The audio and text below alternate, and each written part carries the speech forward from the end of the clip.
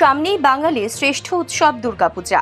উৎসবকে কেন্দ্র করে ইতিমধ্যে রাজ্য জুড়ে প্রস্তুতি শুরু করে দিয়েছেন পূজা উদ্যোক্তারা।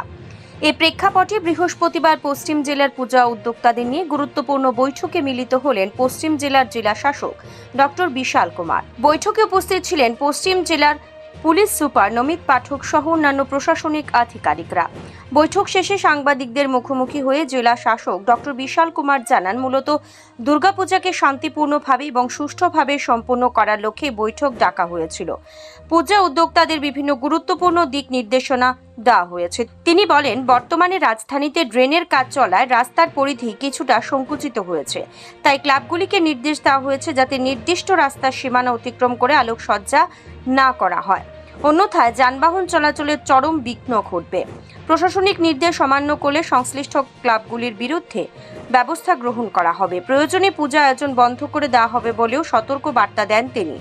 জেলা শাসক আরও জানান, প্যান্ডেলের উচ্চতা সর্বোচ্চ 40 ফুট, দেবী মূর্তি সর্বোচ্চ 20 ফুট এবং আলোকসজ্জার গেট সর্বোচ্চ 20 ফুট রাখার নির্দেশ দেওয়া হয়েছে। তবে বিষয়টি নিয়ে পুনরায় পুজো উদ্যোক্তাদের সঙ্গে আলোচনা করে চূড়ান্ত সিদ্ধান্ত নেওয়া হবে। এছাড়া প্রত্যেকটি ক্লাবে দর্শনার্থীদের নিরাপত্তা নিশ্চিত করতে বিশেষ গুরুত্ব দেওয়ার আহ্বান জানানো হয়েছে ক্লাবগুলোকে।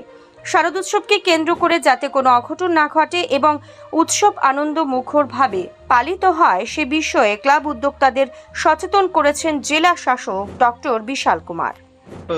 बिल्कुल सही कह रहे हैं। मैं आपके माध्यम से भी सभी पूजा आयोजकों को रिक्वेस्ट करूंगा कि कई बार देखा गया है कि जो गेट्स हैं वो ब्लैक टॉप रोड पे आ जाते हैं और व्हीकल्स के मूवमेंट को रिस्ट्रिक्ट करते हैं।